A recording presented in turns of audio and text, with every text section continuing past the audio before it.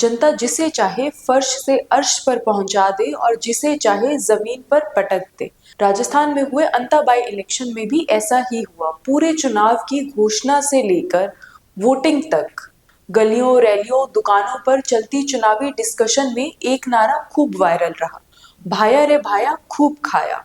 और चुनाव परिणाम के दिन एक नया नारा गूंजा, 12 में छाया प्रमोद जैन भाया। क्या हुआ इस चुनाव में? क्या वाकई में कांग्रेस के प्रमोद जैन भाया जनता को इतना भाया या कहानी कुछ और है? इस एक्सप्लेनर में अंता चुनाव को हम डिटेल में समझेंगे। इसके साथ ही वीडियो के अंत में आपके साथ हम अपना ग्राउंड एक्सपीरियंस भी शेयर करेंगे, इसलिए वीडियो में हमारे साथ लास्ट तक बने रहिएगा। पहले हम टिकट वितरण की बात करते हैं। इस चुनाव में 3 उम्मीदवारों में बराबर की टक्कर थी, इसलिए अंता चुनाव के लिए कहा जा रहा था कि यहाँ त्रिकोणीय मुकाबला है। पहले बात करते हैं बीजेपी की। राजस्थान में सत्ता में होने के बावजूद बीजेपी ये चुनाव हार गई। बीजेपी के लिए ये अक्सर कहा जाता है कि पार्टी का चुनाव मैनेजमेंट बहुत शानदार है। कांग्रेस की तरह यहाँ बिखराव नहीं है, ओपन ग्रुपिज्म नहीं है। लेकिन इस चुनाव में हार का एक कारण ये बीजेपी का बिखराव ही बना। बीजेपी ने टिकट वितरण में देरी की और इसी देरी ने बीजेपी नेताओं के आपस में चल रहे मनमुटाव को पब्लिक कर दिया। टिकट वितरण कुछ हद तक पूर्व मुख्यमंत्री वसुंधरा राजे के अनुसार किया गया। हालांकि पहले इस सीट से ही पूर्व में जीता विधायक कंवरलाल मीणा की पत्नी और 2013 में विधायक रहे प्रभुलाल सैनी का चल रहा था, लेकिन पार्टी नेतृत्व ने स्थानीय नेता मोरपाल सुमन को चांस दिया। इससे प्रभुलाल सैनी को नाराजगी रही। हालांकि उम्मीदवार मोरपाल सुमन के चुनावी प्रचार की कमान भी वसुंधरा राजे ने ही संभाली। उनके बेटे दुष्यंत सिंह को इस चुनाव का प्रभारी बनाया गया। वहीं कांग्रेस ने इस सीट पर पूर्व मंत्री और अंता से ही विधायक रहे प्रमोद जैन भाया को उम्मीदवार बनाया था। इस सीट पर कांग्रेस की ओर से नरेश मीणा भी टिकट की मांग कर रहे थे और टिकट नहीं दिए जाने पर निर्दलीय उम्मीदवार के तौर पर मैदान में आए। हालांकि इसके बावजूद इस चुनाव को कांग्रेस ने काफी अच्छा मैनेज किया। गुटबाजी उभर कर सामने नहीं आई। हालांकि मीणा के साथ राजस्थान यूनिवर्सिटी में उनके साथ रहे कांग्रेस और एनएसयूआई के कई कार्यकर्ता इस चुनाव में भी उनके साथ दिखे। टिकट वितरण के बाद में चुनाव बना प्रमोद जैन भाया वर्सेस नरेश मीणा वर्सेस वसुंधरा राजे।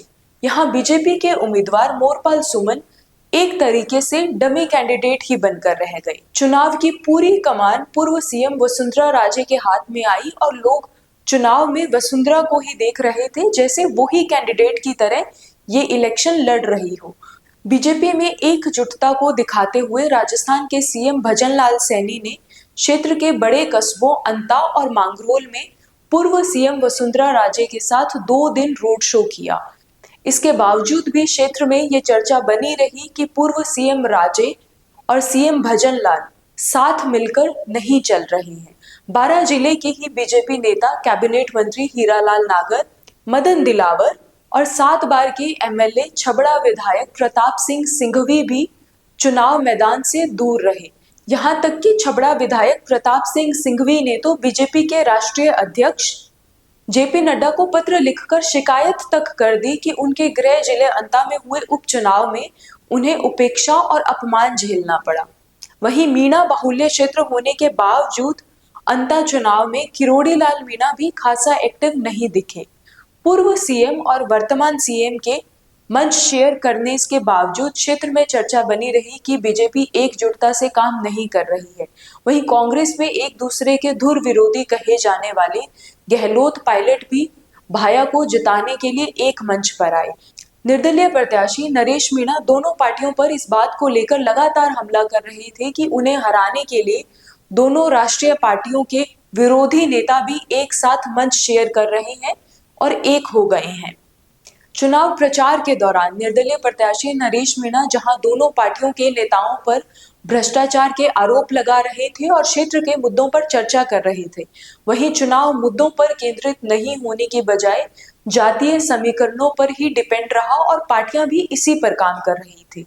अपने फेवर में रहने वाली जातियों को लुभाने में लगी थी। नेताओं की ओर से अलग अलग जाति और धर्म का नाम लेकर मंचों से कहा गया कि वो उनकी पार्टी के वोटर्स हैं, दूसरों के बहकावे में नहीं आए। अंता विधानसभा क्षेत्र में जातियों का चुनावी समीकरण था क्या, इसे समझते हैं। इस क्षेत्र में सैनी और माली लगभग 45,000 हैं, जिन्हें बीजेपी का पारंपरिक वोटर्स माना जाता है। लेकिन इस बार वोट कांग्रेस को भी पड़े और कुछ युवाओं ने निर्दलीय नरेश मीणा को भी सपोर्ट किया। मीणा लगभग 35,000 है। नरेश मीणा के साथ कांग्रेस को भी इनके वोट पड़े। धाकड़ लगभग 28,000 है। बीजेपी का कोर वोटर माना जाता है, लेकिन तीनों उम्मीदवारों को इनके वोट्स मिले। मुस्लिम लगभग 13,000 है। कांग्रेस को मेजॉरिटी वोट मिला।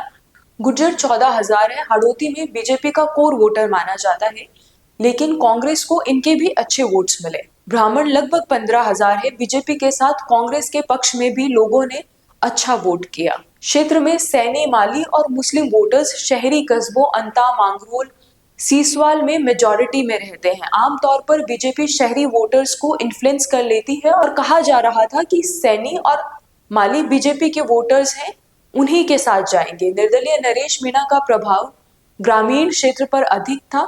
शहर से उन्हें कम ही उम्मीद थी। इसका एक कारण उनका पब्लिक में सामाजिक व्यवहार भी था कि उन्हें बहुत जल्दी गुस्सा आ जाता है और वो इस पर कंट्रोल नहीं कर पाते हैं। हालांकि इसके बावजूद भी शहर के पार्षदों ने हमें ग्राउंड रिपोर्टिंग के दौरान बताया था कि मीणा को शहर से हर जाति का कुछ परसेंट यूथ वोट करेगा। एक तो ये कि वो भगत सिंह का नाम लेकर चल रही है, लोकल मुद्दों को उठा रही है। दूसरा, यूथ उनके साथ काफी ज्यादा जुड़ी है। लेकिन जब हम कांग्रेस की बात करते हैं तो इनके पास शहरों का मुस्लिम वोट तो पहले से ही था। बीजेपी का कोर वोटर कहे जाने वाले सैनी और माली समाज से भी कांग्रेस ने अच्छा वोट निकाला और बीजेपी के जीत का आधार भी यही शहरी वोट बैंक था, जहां कांग्रेस ने बीजेपी को पछाड़ा। निर्दलीय नरेश मीणा को उम्मीद थी कि गांवों से उन्हें एक तरफा प्यार मिलेगा, लेकिन यहाँ भी कांग्रेस ने धन बल और जातिगत समीकरण के आधार पर कुछ वोट्स मैनेज किए और नरेश मीणा को माहौल और उम्मीद से कम वोट मिले। हालांकि नरेश मीणा की चुनावी रैली में आम आदमी पार्टी साथ थी। रैली में आरएलपी सुप्रीमो हनुमान बेनीवाल और पूर्व मंत्री राजेंद्र गुड़ा भी एक मंच पर आए, लेकिन इसका प्रभाव सिर्फ राजनीतिक चर्चा तक ही सीमित रहा।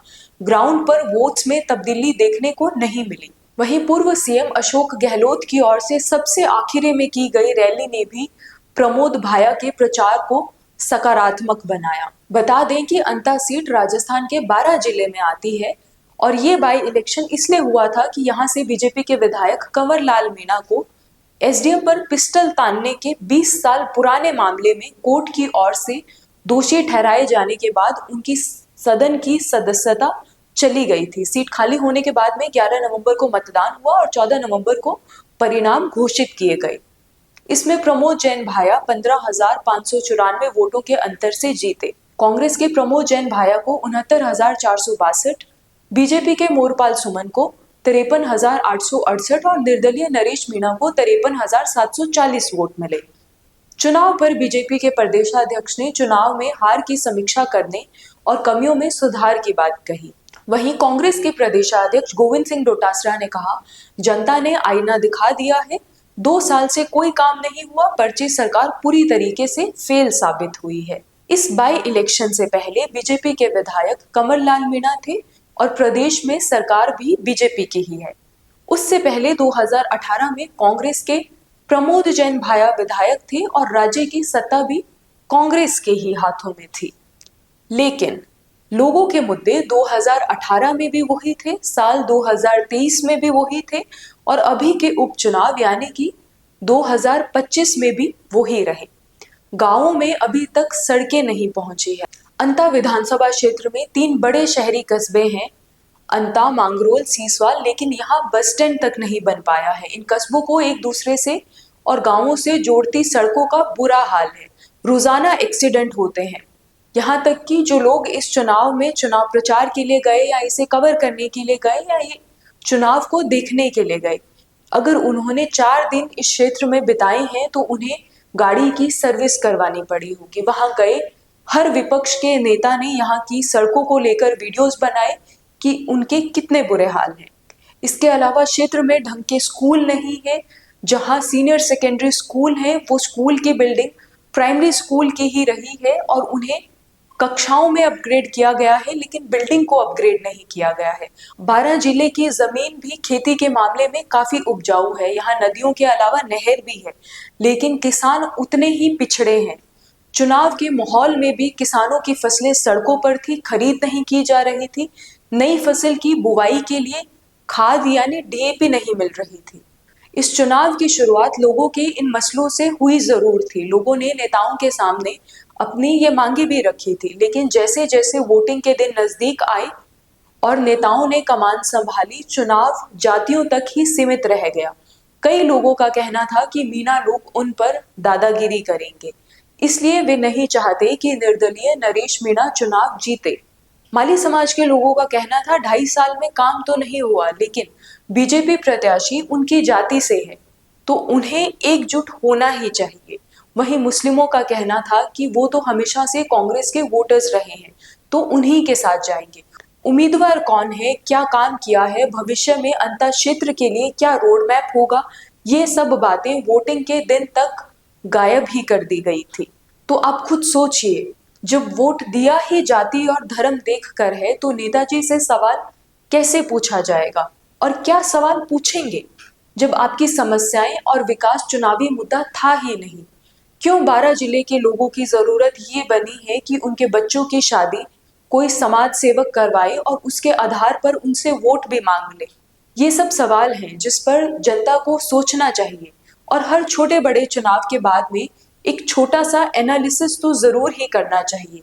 नेताजी ने वोट कैसे हासिल किए। मेरा नाम कविता बिश्नोई है। आपका इस रिपोर्ट पर क्या मत है, हमें कमेंट्स में लिखिएगा। वीडियो को लाइक करिएगा, शेयर करिएगा, चैनल को सब्सक्राइब करिएगा और बने रहिएगा हमारे साथ। मिलते हैं अगली रिपोर्ट में। धन्यवाद।